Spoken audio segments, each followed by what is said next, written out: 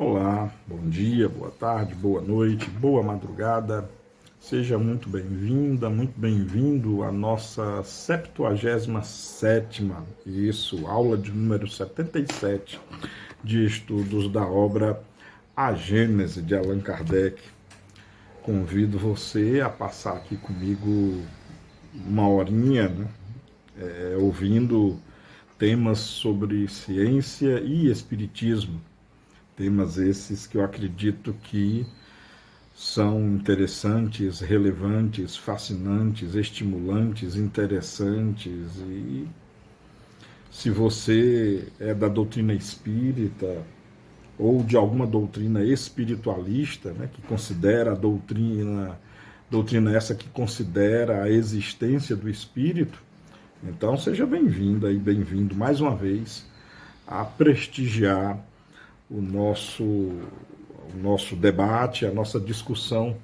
Meu nome é Marcos Venício e como eu sempre gosto de pontuar, né, eu estou gravando essa videoaula no final de manhã da quarta-feira, 2 de março de 2022. Desculpa, o mundo chacoalhado por muitos eventos, eventos climáticos extremos, né, como o de Petrópolis, que você já deve estar sabendo, né, Petrópolis, lá na região serrana do Rio de Janeiro, onde num único dia choveu mais de 900 milímetros de chuva, né, causando inundações e com o triste saldo de mais de 200 mortes. A pandemia pela Covid-19 ainda continua e muitas pessoas querendo normalizar, querendo, por fim na força, voltar ao totalmente normal, enquanto ainda estamos vivendo uma pandemia. Em torno de 1.000 mortos pela Covid diariamente ainda está ocorrendo no Brasil. Então, estamos vivendo ainda uma pandemia, né, pela Covid-19, ela ainda não virou uma endemia, portanto é preciso ter muito cuidado, é preciso ter muita cautela, não é hora ainda de voltar ao normal mesmo. Eu sei que está todo mundo cansado, ninguém suporta mais restrições, ninguém suporta mais ficar em casa, ninguém suporta mais não poder abraçar, não poder visitar parentes, amigos, amigas, pessoas que nos são muito queridas, né? Eu sei que ninguém aguenta mais isso, mas não é a hora, tá? Não é a hora de abrir guarda. O número de mortes ainda está muito alto. É verdade que principalmente na classe dos negacionistas da vacina, né? Principalmente estão morrendo aqueles e aquelas que se negaram a tomar a vacina. Mas enfim, eu tenho cantado essa pedra, né? Cantado essa cantiga aqui faz um tempinho de tempo.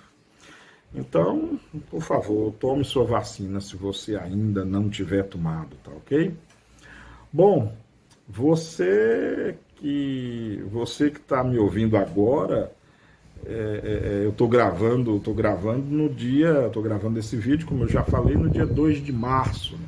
Você só vai estar vendo e ouvindo esse vídeo uns 7 a 8 dias depois. Você já deve estar sabendo também que o mundo está em guerra, né? Pelo menos o mundo não, perdão, eu exagerei, mas é porque é o medo, é a ansiedade. O leste europeu está em guerra, enquanto eu estou gravando esse áudio, né? Hoje completa 7 dias, hoje Rússia e Ucrânia entram no 7º dia de guerra. Na verdade, há 7 dias atrás, tomando por base o momento em que eu estou gravando esse vídeo, não o momento que você está assistindo, tá? 7 dias atrás, então, tomando por base a gravação desse vídeo, a Rússia invadiu a Ucrânia. E, bom, não posso imaginar o que vai estar acontecendo quando você estiver ouvindo e vendo esse vídeo.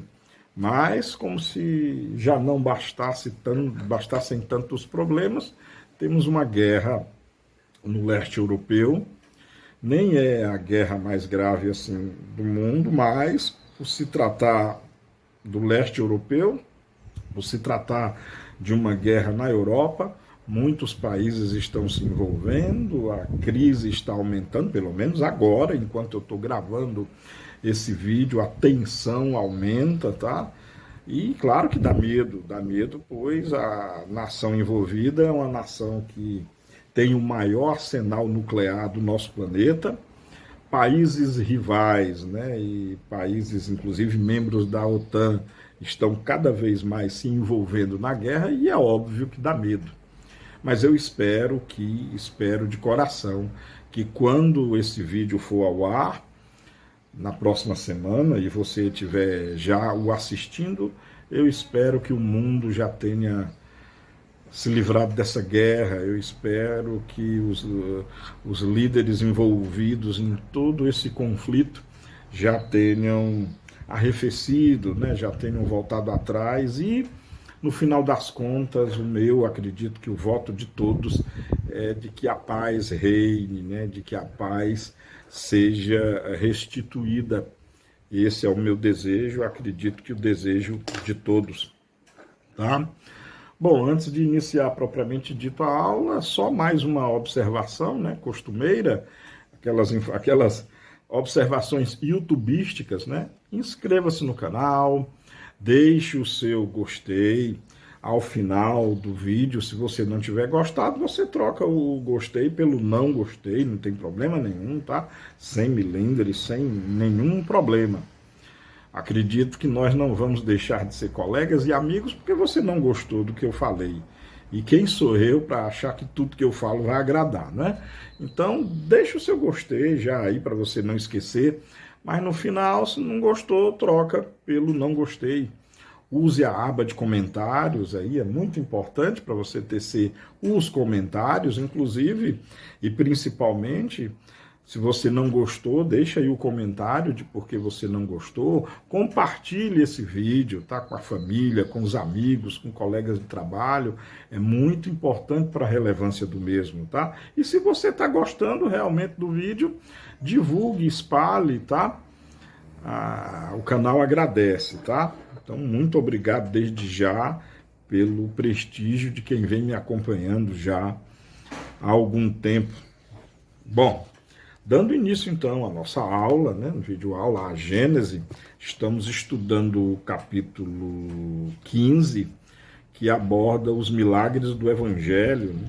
Já vimos alguns deles na videoaula 76, e aqui na videoaula 77, vamos dar prosseguimento a partir do item 19. O item 19 do capítulo 15, né, do livro A Gênese. O item 19 ele fala sobre um milagre concernente à mulher curvada.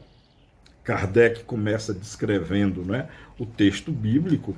Então, sem mais delongas, vamos já ao texto bíblico, que Kardec transcreve da seguinte forma: todos os dias de sábado, Jesus ensinava numa sinagoga. Um dia viu ali uma mulher possuída de um espírito que a punha doente. Havia 18 anos. Era tão curvada que não podia olhar para cima. Vendo-a, Jesus a chamou. E lhe disse: mulher, estás livre da tua enfermidade. Impôs-lhe ao mesmo tempo as mãos e ela, endireitando-se, rendeu graças a Deus.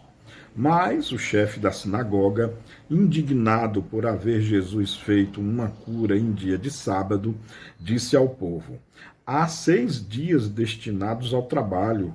Vinde nestes dias para serdes curados e não nos dias do sábado. O Senhor, tomando a palavra, disse-lhe: hipócrita, qual de vós não solta a carga, o seu boi ou seu jumento em dia de sábado e não o leva a beber? Por que então não se deveria libertar um dia de sábado dos laços que aprendiam essa filha de Abraão, que Satanás conservara atada durante 18 anos?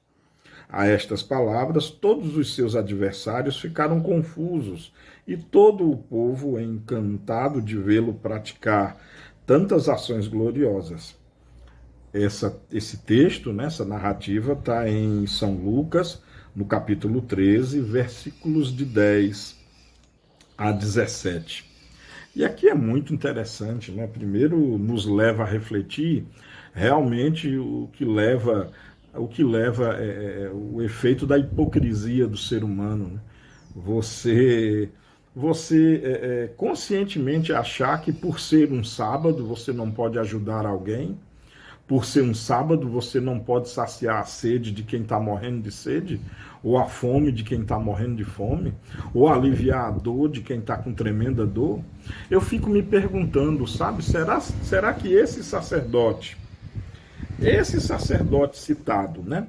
Será que se fosse uma mãe dele, um pai, um parente, um filho, ele teria admoestado, ou seja, teria chamado a atenção de Jesus se Jesus tivesse curado um ente querido dele, mesmo sendo dia de sábado? Hipocrisia, né? Muita hipocrisia. Nos recordemos do que Jesus disse em outras passagens, né? A lei foi feita para o homem e não o inverso. O homem não foi feito para a lei. Então é preciso ter limite, é preciso ter bom senso em todos os atos, em todas as atitudes. Não se deve negar-se a ajudar alguém, em qualquer que seja a circunstância. Não existe dia proibido para se ajudar alguém. Não existe proibido para se negar um pedaço de pão, uma sopa, um copo de leite, um suco, uma roupa, um agasalho, um remédio, uma palavra amiga, um par de ouvidos, um par de ombros. Não existe dia proibido para isso, não. E Jesus, de maneira magistral, nos ensina isso. Bom, vamos agora no item 20. No item 20, Kardec comenta, né, este fato. E ele realmente escreve já da seguinte forma, no item 20. Este fato prova que, naquela época, a maior parte das enfermidades era atribuída ao demônio e que todos confundiam, como ainda hoje, os possessos com os doentes, mas em sentido inverso, isto é, hoje os que não acreditam nos maus espíritos confundem as obsessões com as moléstias patológicas, né? Realmente é uma celeuma, é uma confusão que se estende com certeza até os dias de hoje, né?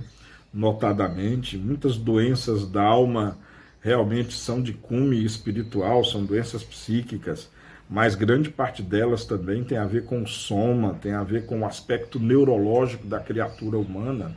Kardec, aqui em 1868, né, data da publicação de A Gênese, Kardec não conhecia ainda os avanços da neurociência, os avanços da neurociência, da anatomia cerebral, de muitas doenças psicológicas que realmente hoje sabemos ter por gênese, o mau funcionamento de algumas partes do cérebro, né? Allan Kardec não sabia disso, mas que realmente é verdade. Isso não desabona o que ele escreve aqui no item 20, não desabona de maneira alguma. De fato, muitas digamos assim, possessões e obsessões devido a espíritos, na verdade, são por problemas neurológicos, não tem espírito nenhum envolvido, muito embora, mesmo numa possessão ou numa obsessão, é claro que, ou taxada como isso, espíritos agressores, espíritos com tendência ao mal se aproveitam ainda, claro, da enfermidade da pessoa, mas que é um fato assim como muitas doenças diagnosticadas como problemas físicos, desde que não tiveram um exame adequado, abalizado, para se chegar à conclusão de que o problema realmente era físico, são erroneamente devido a espíritos, né? Realmente, nos dias de hoje, ocorre essa salada, ocorre essa mistura muito grande dessas reminiscências, tá? Dessas conclusões errôneas e acertadas, tudo misturado. que você pensa sobre isso? Deixe aí no comentário, sua opinião é por demais importante, tá? Bom, vamos agora para o 21, o item 21 do capítulo 15, né, de A Gênese, que Kardec aborda a passagem do paralítico da piscina.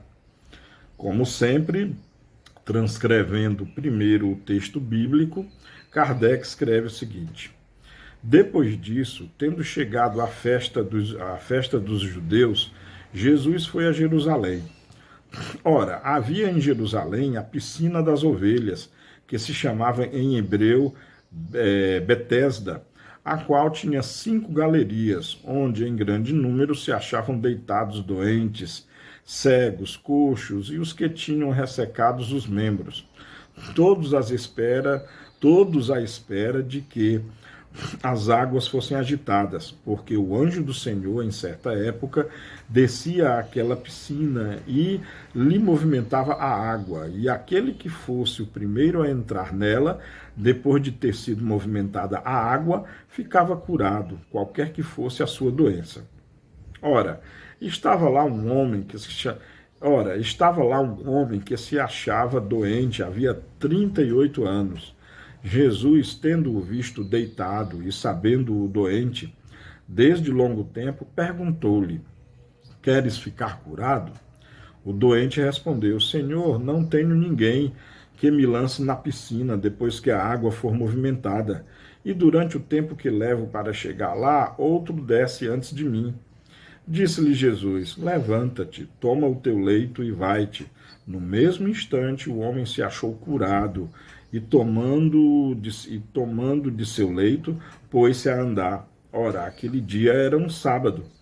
Disseram então os judeus ao que fora curado: não te é permitido levares o teu leito. Respondeu o homem: aquele que me curou disse: toma o teu leito e anda.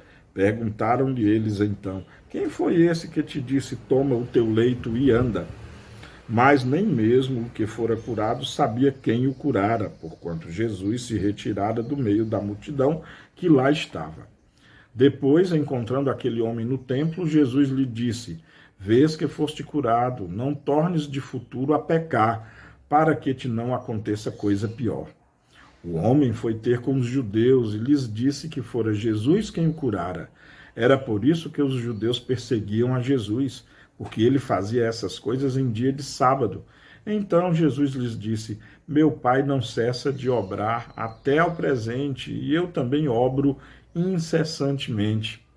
Esse lindo texto está em São João, no capítulo 5, versículos de 1 a 17. E aqui vemos de novo mais uma demonstração da hipocrisia, né, do ser humano. Como não curar uma pessoa só porque é sábado? Permitir que a dor continue só porque é sábado? Eu não vou me estender, porque eu já comentei sobre isso no item anterior. Mas percebam realmente o nível de hipocrisia que Jesus estava submetido na época dele. E o que é pior, ainda nos dias de hoje existe muita hipocrisia também. Bom, no item 22, né, tem a explicação, o comentário de Kardec, né? Kardec assim descreve e nos explica essa passagem. Piscina, da palavra latina piscis, quer dizer peixe, entre os romanos eram chamados os reservatórios ou viveiros onde se criavam peixes. Mais tarde, o termo se tornou extensivo aos tanques destinados a banhos em comum. A piscina de Betesda, em Jerusalém, era uma cisterna próxima ao templo, alimentada por uma fonte natural cuja água parece ter tido propriedades curativas.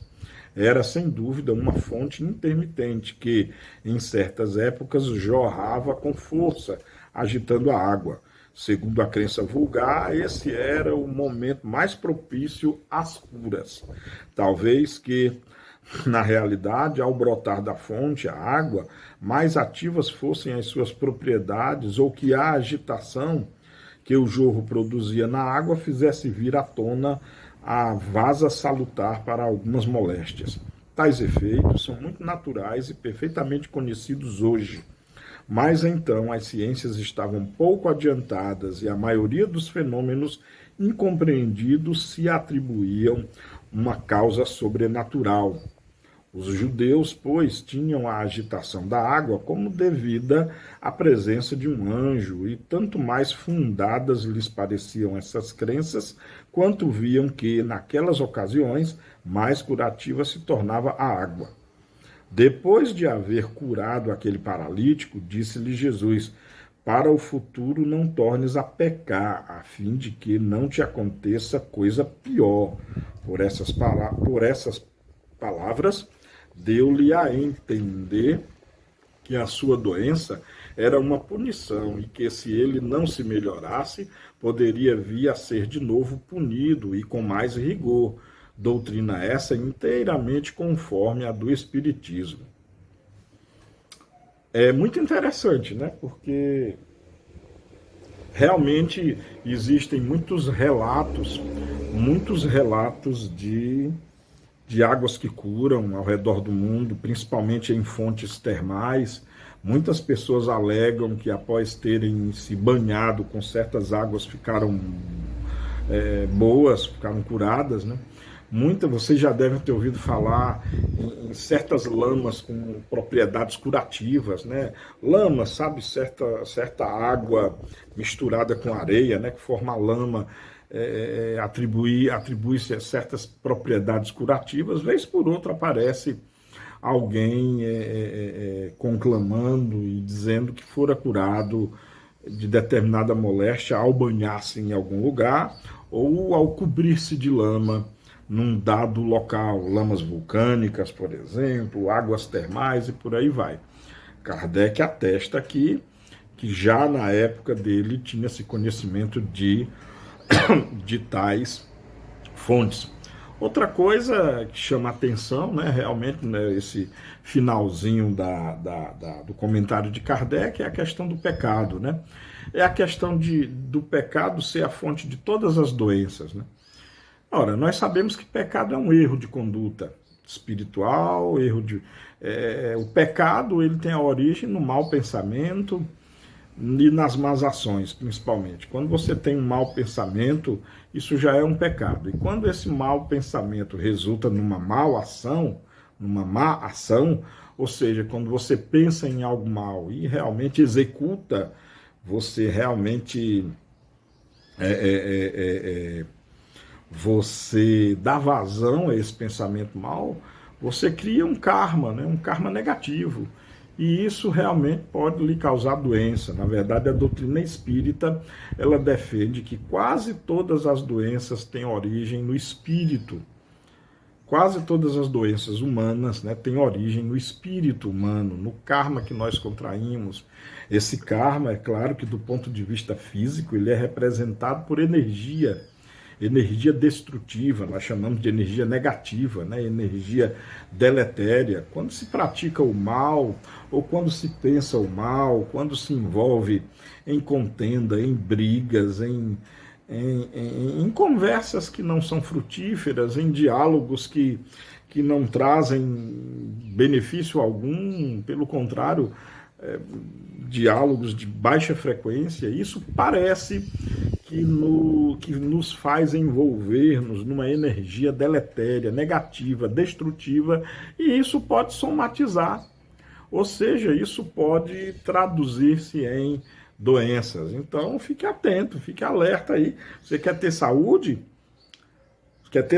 Então, além da questão de preocupação com a homeostase, ou seja, preocupação na boa conduta alimentar, exercícios físicos, bons pensamentos, dormir bem, tomar água, tem a questão espiritual também, né?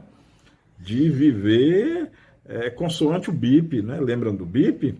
B de benevolência, I de indulgência e P de perdão das ofensas. A pessoa que vive no BIP, ela está no caminho de ter a conduta do homem de bem. Lembram do homem de bem?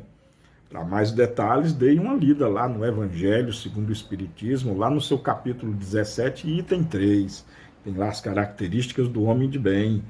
Se você conseguir vivenciar aquelas características lá, aquele modo de viver do homem de bem, você está se precavendo de muitas doenças mesmo, tá legal? Então, fique atento, tome muito cuidado aí com a conduta em sua vida, tá legal? Bom, no item 23 tem uma explicação muito interessante de Allan Kardec, que ele escreve o seguinte, tá? Do item 23 do capítulo 15. Jesus, como que fazia questão de operar suas curas em dia de sábado, para ter ensejo de protestar contra o rigorismo dos fariseus no tocante à guarda desse dia. Queria mostrar-lhes que a verdadeira piedade não consiste na observância das práticas exteriores e das formalidades, que a piedade está nos sentimentos do coração. Justificava-se declarando: meu Pai não cessa de obrar até o presente, e eu também obro incessantemente. Quer dizer, Deus não interrompe suas obras, nem sua ação sobre as coisas da natureza em dia de sábado. Ele não deixa de fazer que se produza tudo quanto é necessário à vossa alimentação e à vossa saúde. Eu lhe sigo o exemplo. E realmente, se nós... Aqui tem uma sutileza, sabe? Esse item 23 carrega uma sutileza muito grande, que é, outro sim, a visão mais majestosa, a visão mais consciente de Deus. Até hoje nós temos uma visão muito deturpada, muito equivocada, muito fantasiosa de Deus. Até hoje nós imaginamos Deus como se fosse uma outra pessoa. E o que é pior, uma outra pessoa ao nosso serviço. Até hoje nós imaginamos Deus como se fosse alguém por trás de um balcão de pedidos. E esse balcão de pedidos, nós nos aproximamos dele em todas as nossas preces. E aí pedimos de tudo, né? Pedimos para arranjar emprego, pedimos para arranjar namorada ou namorado, pedimos para arranjar esposa ou esposo, pedimos para ganhar na loteria, pedimos para o nosso time de futebol ganhar, pedimos para que uma doença nossa seja curada. Pedimos tanta coisa que parece que Deus é um funcionário desse balcão de pedidos, tá? Aqui, a meu ver, Jesus, nessa passagem, ele começa a dar os primeiros lampejos. Não dava para fazer isso de maneira direta, não naquela época, né? Naquela época que eu digo, não é na época mais da publicação do livro A Gênese, não. Na época em que Jesus esteve aqui, ou seja, há mais de 2000 anos atrás.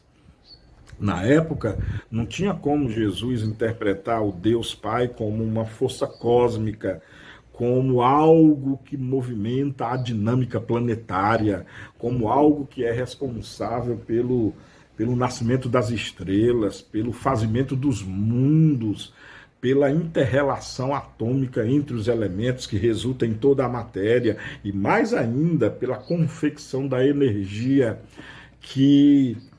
energia essa que faz gerar tudo. É esse o Deus do universo, o Senhor das galáxias, o Senhor dos buracos negros, o Senhor de todas as estrelas e de toda a vida que há, não só na nossa linda joia azul, mas com certeza espalhada aí por muita parte no universo. Jesus compreendia muito bem esse Deus. E aqui, nessa interpretação de Kardec, maravilhosa, Kardec nos leva a entender que realmente Jesus deixou bem claro que no dia de sábado o universo continua. O sol continua brilhando no dia de sábado, as estrelas na noite de sábado continuam a brilhar, as frutas continuam a aparecer nas árvores, os animais continuam a buscar alimento e por aí vai. Ou seja, a vida não cessa. Toda a dinâmica que rege o universo inteiro não para no dia de sábado, né? Mostrando que Deus não para em dia nenhum. Muito interessante, eu convido você a pensar sobre isso, sabe? Eu penso que já está na hora de todos nós começarmos a enxergar Deus com muito mais maturidade, não enxergar mais Deus como esse agente de pedido nossos, não. Não estou dizendo que não se pode orar a Deus pedindo, claro que se pode. Isso aí é de fórum íntimo, fica com você. Eu procuro pedir menos, sabe? Eu acho que com Deus, eu tô falando por mim agora, eu tenho muito a que agradecer. Muito a que agradecer mesmo, porque Deus já fez tudo e continua fazendo mais ainda. Mas aí, como é de fórum íntimo, eu acho que a relação entre cada espírito humano e Deus é uma relação íntima. E aí cada um deve procurar saber de si, cada um deve procurar entender Deus, e é óbvio, deve procurar estar cada vez mais próximo dele. Isso é uma verdade absoluta e incontestável, incontestável mesmo. Tá bom? Mas deixa aí no seu comentário o que você acha a respeito disso. Concorda comigo? Não concorda comigo? Deixe seu comentário aí, ele é muito importante. Bom, e agora vamos ao item 24 do capítulo 15. Kardec aborda o milagre do cego de nascença. Vamos lá. Primeiro, a narrativa bíblica, não é? Item 24 do capítulo 15 de A Gênese. Ao passar, viu Jesus um homem que era cego desde que nascera. E seus discípulos lhes fizeram esta pergunta: Mestre, foi pecado desse homem ou dos que o puseram no mundo que deu causa a que ele nascesse cego? Jesus lhes respondeu: Não é por pecado dele, nem dos que o puseram no mundo, mas para que nele se patenteiem as obras do poder de Deus. É preciso que eu faça as obras daquele que me enviou enquanto é dia. Vem depois a noite, na qual ninguém pode fazer obras. Enquanto estou no mundo, sou a luz do mundo. Tendo dito isso, cuspiu no chão e, havendo feito lama com a sua saliva, ungiu com essa lama os olhos do cego. E lhe disse: Vai lavar-te na piscina de Siloé, que significa enviado. Ele foi, lavou-se e voltou vendo claro. Seus vizinhos e os que o viam antes a pedir esmola diziam: Não é este o que estava assentado e pedia esmola? Uns respondiam: É ele. Outros diziam: Não, é um que se parece com ele. O homem, porém, lhes dizia: Sou eu mesmo. Perguntaram-lhe então: Como se te abriram os olhos? Ele respondeu: Aquele homem que se chama Jesus fez um pouco de lama e passou nos meus olhos, dizendo: Vai à piscina de Siloé e lava-te. Fui, lavei-me e vejo. Disseram-lhe: Onde está ele? Respondeu o homem: Não sei. Levaram então os fariseus o homem que estivera cego. Levaram então aos fariseus o homem que estivera cego. Ora, fora num dia de sábado que Jesus fizera aquela lama e lhe abrira os olhos. Também os fariseus o interrogaram para saber como recobrara a vista. Ele lhes disse: Ele me pôs lama nos olhos, eu me lavei e vejo. Ao que alguns fariseus retrucaram: Esse homem não é enviado de Deus, pois que não guarda o sábado. Outros, porém, diziam: Como poderia um homem mau fazer prodígios tais? Havia, a propósito, dissensão entre eles. Disseram de novo ao que fora cego: E tu, que dizes desse homem que te abriu os olhos? Ele respondeu: Digo que é um profeta. Mas os judeus não acreditaram que aquele homem houvesse estado cego e que houvesse recobrado a vista, enquanto não fizeram vir o pai e a mãe dele, e os interrogaram assim: É este o vosso filho, que lhes dizei ter nascido cego? Como é que ele agora vê? O pai e a mãe responderam: Sabemos que esse é nosso filho e que nasceu cego. Não sabemos, porém, como agora vê, e tampouco sabemos quem lhe abriu os olhos. Interrogai-o, ele já tem idade que responda por si mesmo.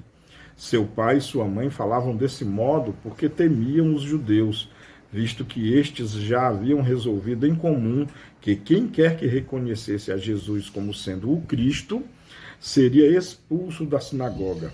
Foi o que obrigou o pai e a mãe do rapaz a responderem: Ele já tem idade, interrogai-o.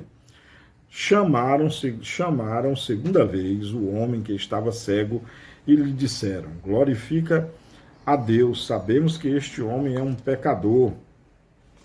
Ele lhes respondeu: Se é um pecador, não sei. Tudo o que sei é que estava cego e agora vejo.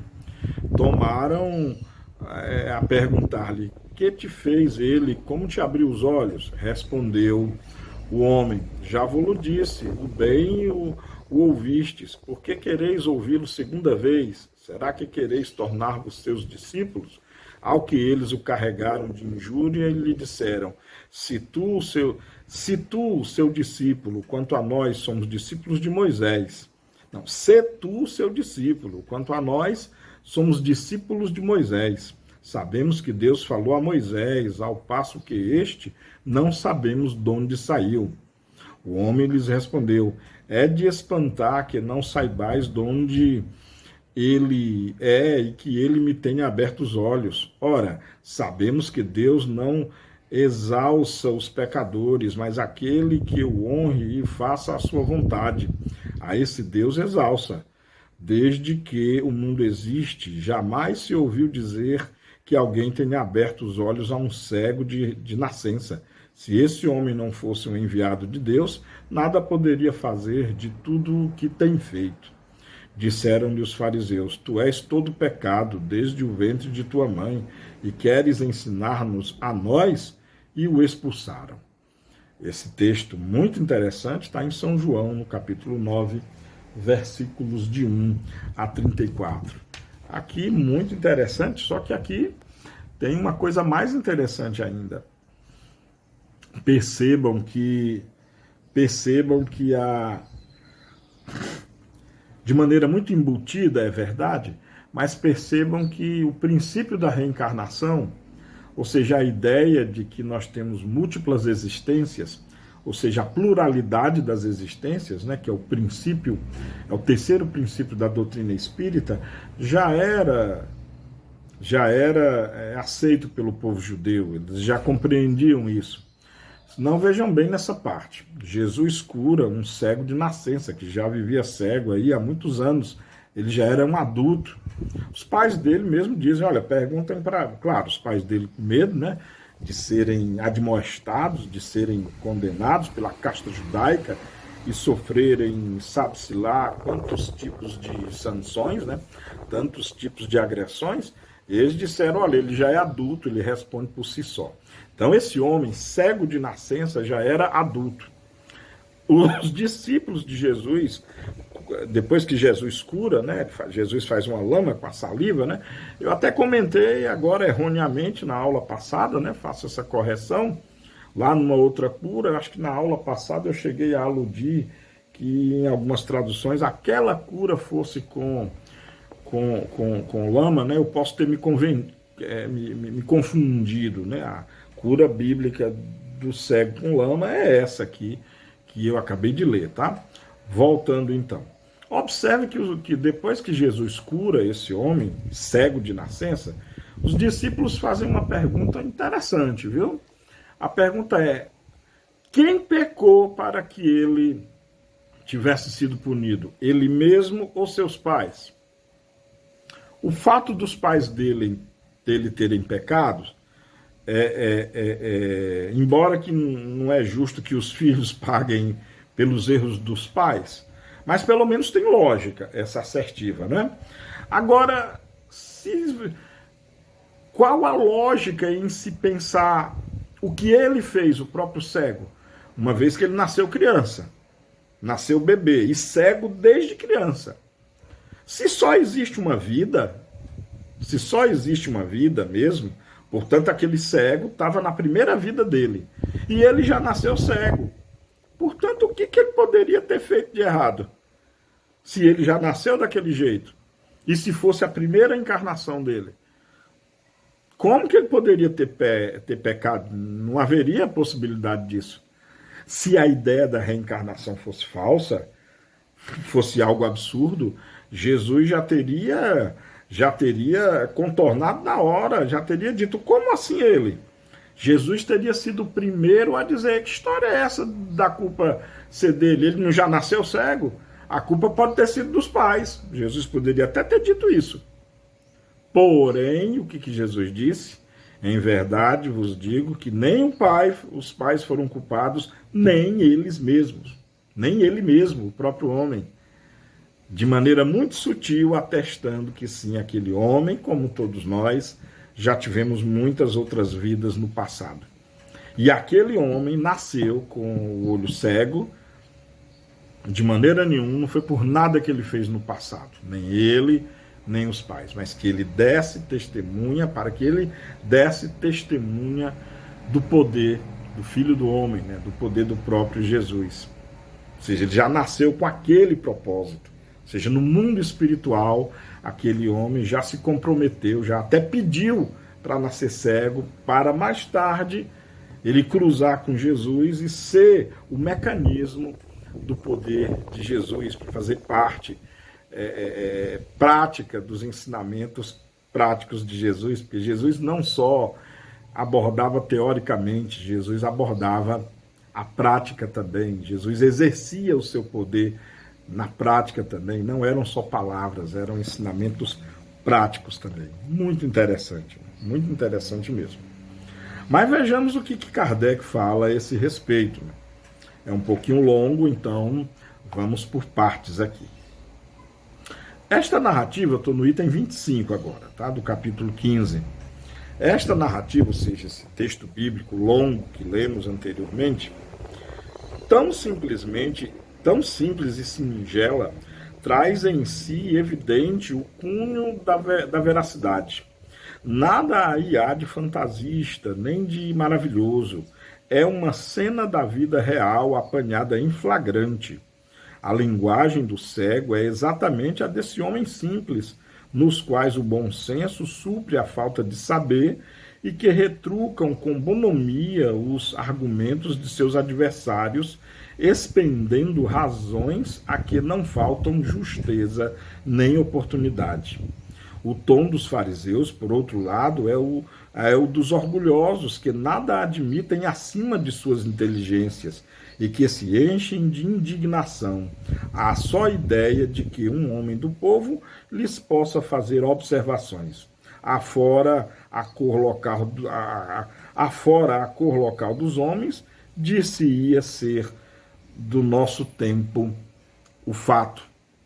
Realmente não, Kardec, com muita razão aqui na explicação dessa passagem, ele nos lembra que a hipocrisia, né, o orgulho do ser humano, em que, principalmente para aqueles que acham que são os tais, geralmente os que dominam as massas, quer sejam política, quer seja econômica, quer seja religiosa, quer seja filosoficamente, não admite que pessoas simples tragam verdades, que pessoas simples se subtraiam.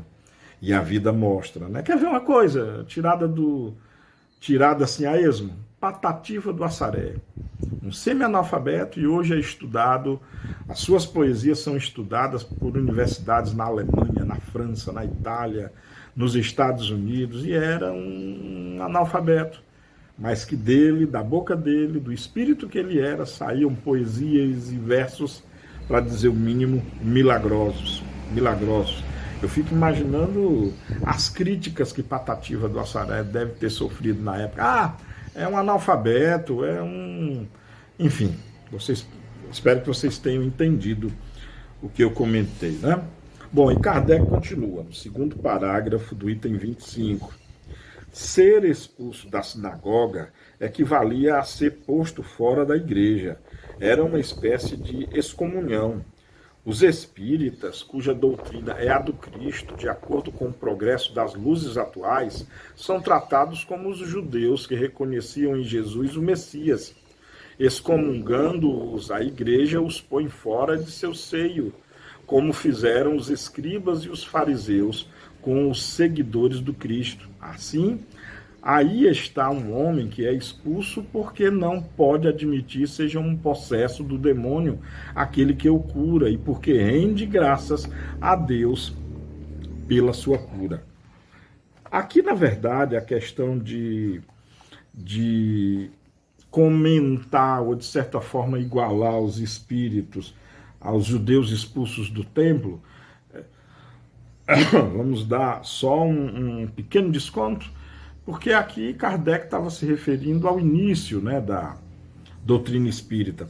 Quando o livro A Gênese fora publicado, não vamos esquecer que a doutrina espírita tinha aí algo em torno de uma década, né? O Espiritismo nasceu em 1857, o livro A Gênese foi publicado em 1868, então temos aí um pouco mais de 10 anos e alguns meses de doutrina espírita.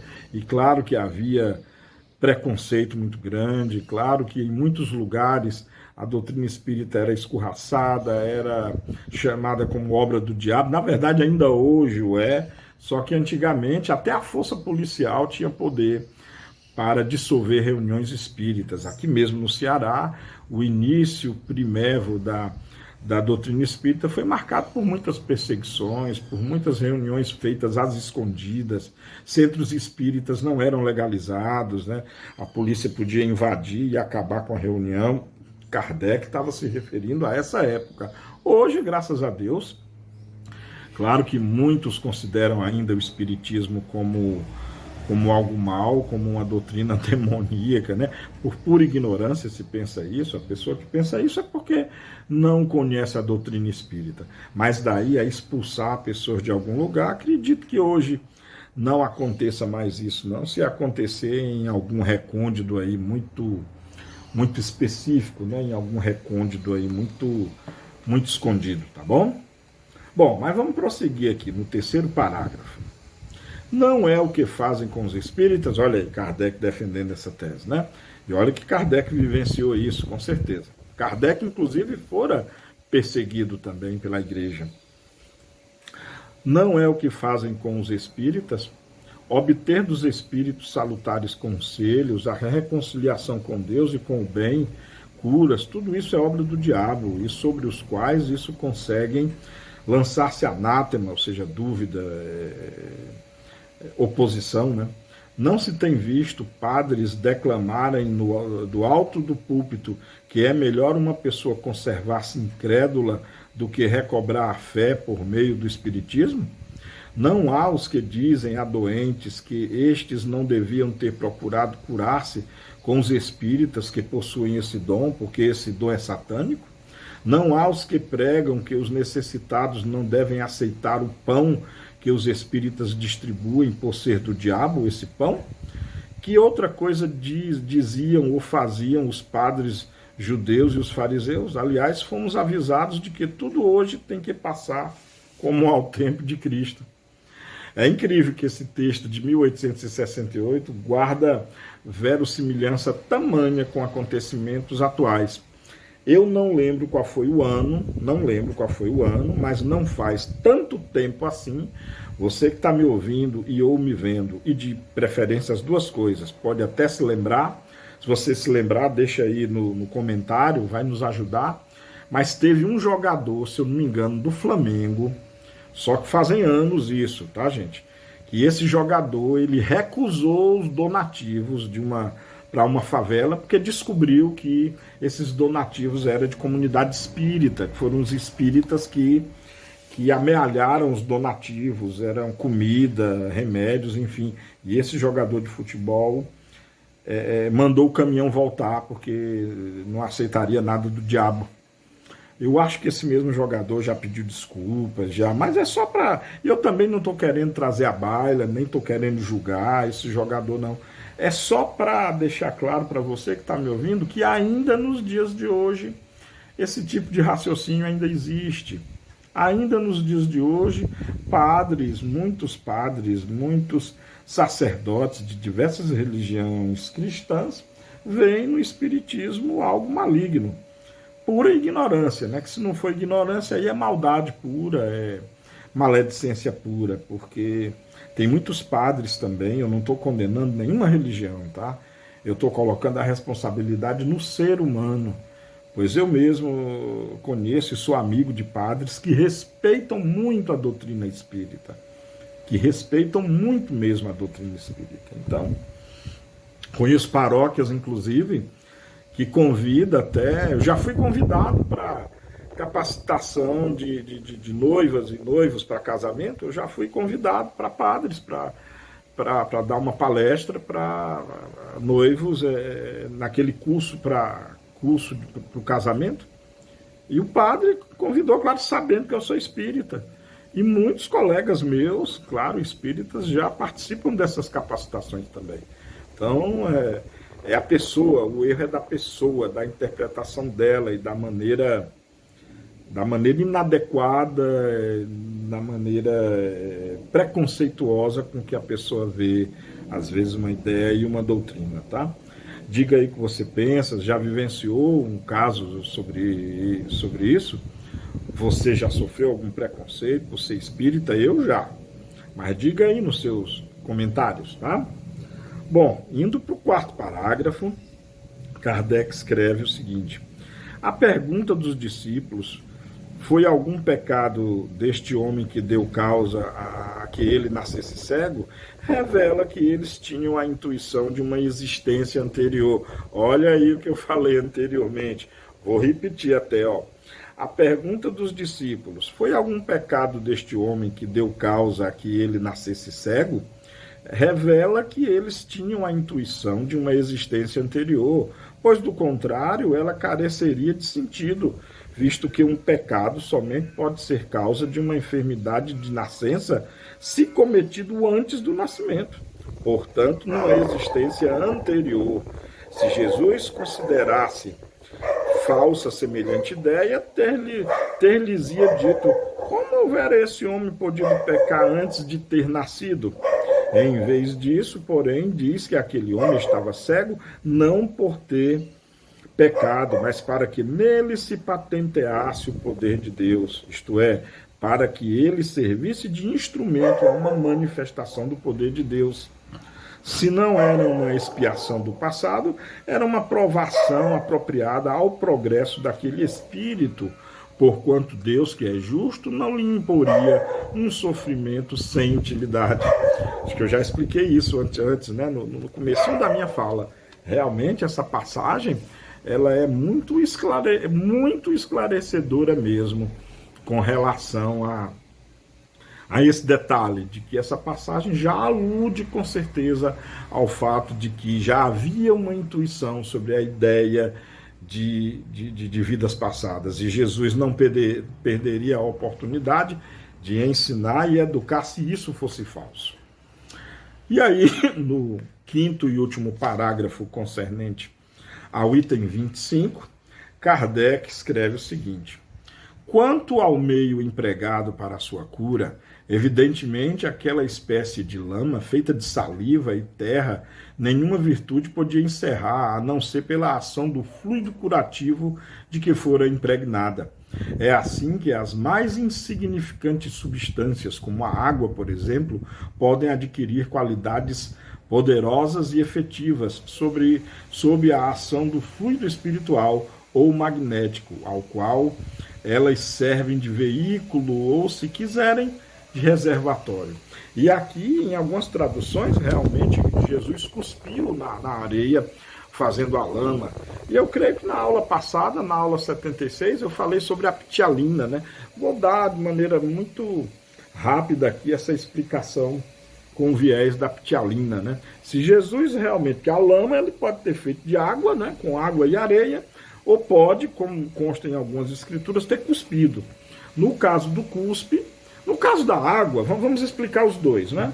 No caso da água, Jesus obviamente magnetizou a água, é tão óbvio. Nós não fazemos isso nas casas espíritas. Por que Jesus, que era Jesus e é Jesus, não magnetizaria a água usada para fazer a lama? Já pararam para pensar nisso? E se não foi água que ele usou, foi o cuspe? Aí você que assistiu a aula passada já sabe. Se você não assistiu a aula passada, o cuspe, que é a saliva, é feito de água também, claro, mas é composto também de uma substância que é uma proteína chamada, que é uma enzima também, que é uma proteína chamada ptialina. Toda proteína é uma molécula muito energética. Agora, imagine a qualidade da proteína da saliva de um Cristo. Uma saliva emanando de uma boca que nunca falava maldade, só falava de amor, só falava a verdade, que não caluniava ninguém, não falava mal de ninguém, que a boca de Jesus era para perdoar, era para boas palavras. Imagine a qualidade da saliva da boca de Jesus. Imagine o potencial energético das moléculas de ptialina da saliva do cuspe de Jesus. Com certeza tinha propriedades curadoras, propriedades magnéticas inigualáveis, propriedades curadoras que nós realmente não temos como compreender, não temos realmente como compreender. Já pararam para pensar sobre isso? Diga aí o que você pensa. Eu comentei isso na aula passada, tá? Mas cabe bem o comentário para esse instante também. Então, põe no comentário aí o que você pensa a esse respeito. Concorda com a minha ideia da ptialina e da água magnetizada? O que você tem a dizer a respeito? Tá? Bom, e agora entramos acho que no quesito das curas, Kardec faz um arremate a partir do item 26, que Kardec intitula como numerosas curas operadas por Jesus. E aí é interessante os comentários, claro, sempre interessantes os comentários que Kardec faz a esse respeito. Já no item 26, né, do capítulo 15, Kardec escreve o seguinte, na verdade, ele descreve, né, ele transcreve, na verdade, uma narrativa bíblica que está em São Mateus, no capítulo 4, versículos de 23 a 25. Jesus ia por toda a Galiléia ensinando nas sinagogas, pregando o evangelho do reino e curando todos os langores e todas as enfermidades no meio do povo. Tendo-se a sua reputação espalhado por toda a Síria, traziam-lhe os que estavam doentes, os afligidos por dores e males diversos, os possessos, os lunáticos, os paralíticos, a ele, a todos curava, e a todos ele curava. Acompanhava-o grande multidão de povo da Galiléia, da Decápolis, de Jerusalém, da Judéia e de além Jordão. Então, nota-se que Jesus também, ele não só ensinava, não só consolava corações, como consolava também o corpo, como curava também o corpo das pessoas. É notório o quanto Jesus realmente abriu a história e dividiu a história em dois, né? Eu costumo dizer que Jesus foi tão gigantesco que não coube na história, ele divide a história em dois. Porque a história, pelo menos a história ocidental, na verdade, acho que a história do planeta Terra inteiro se divide entre antes de Cristo e depois de Cristo. Bom, mas Kardec, quanto a isso, ele fala o seguinte, vamos ao item 27. De todos os fatos que dão testemunho do poder de Jesus, os mais numerosos são, não há de contestar, as curas. Queria ele provar dessa forma que o verdadeiro poder é o daquele que faz o bem, que o seu objetivo era ser útil e não satisfazer a curiosidade dos indiferentes por meio de coisas extraordinárias. Aliviando os sofrimentos, prendia a si as criaturas pelo coração e fazia prosélitos mais numerosos e sinceros do que se apenas os maravilhasse com espetáculos para os olhos. Daquele modo, fazia-se amado, ao passo que, se limitasse a produzir surpreendentes fatos materiais, conforme os fariseus reclamavam, a maioria das pessoas não teria visto nele senão um feiticeiro ou um mágico hábil que os desocupados iriam apreciar para se distraírem. Assim, quando João Batista manda por seus discípulos perguntar-lhe se ele era o Cristo, e sua resposta não foi eu sou, como qualquer impostor houvera podido dizer, tampouco lhes fala de prodígios, nem de coisas maravilhosas, respondeu-lhe simplesmente, ide dizer a João, os cegos veem, os doentes são curados, os surdos ouvem, o evangelho é anunciado aos pobres, o mesmo era que dizer, reconhecei-me pelas minhas obras, julgai da árvore pelo fruto, porquanto era esse o verdadeiro caráter da sua missão divina. E aqui, encerrando a a nossa videoaula de hoje, a videoaula 77. É isso, é por isso que Jesus foi tão maravilhoso, porque ele não foi um mero curandeiro, ele não foi um mero conjurador de truques baratos. Jesus falava ao coração e ele curava almas, curava espíritos. E a cura espiritual que ele fazia se espalhava e se desenvolvia e se somatizava no corpo, curando corpos também. Era assim que Jesus produzia os seus frutos, os seus atos, e era assim que Jesus não era só adjetivo, era predicado também, porque não era só qualidades verbais, aliás, da boca para fora, o mesmo da boca interna, era tudo isso também, mas Jesus externava seus atos. Imagina quanta gente foi curada, quantas pessoas tiveram a vida transformada, gente cegos, mulher sangrando, coxos, paralíticos, endemoninhados, que hoje nós sabemos que a maioria eram, na verdade, psicóticos ou com doenças psíquicas, como a esquizofrenia, por exemplo. E Jesus curou a todos. Jesus curou a alma e curou corpos também, e fez amigos, fez irmãos, através do amor. Analisando o que Kardec escreveu acerca de Jesus e acompanhando a prédica de Jesus, a gente compreende que tudo está no amor, gente. Tudo está o amor, é o amor a fonte de todas essas coisas, tá bom? Diz aí o seu comentário. Então é o nosso dever, porque está patente que nós podemos fazer a mesma coisa no dia que nós amarmos. Assim eu me despeço na aula de hoje.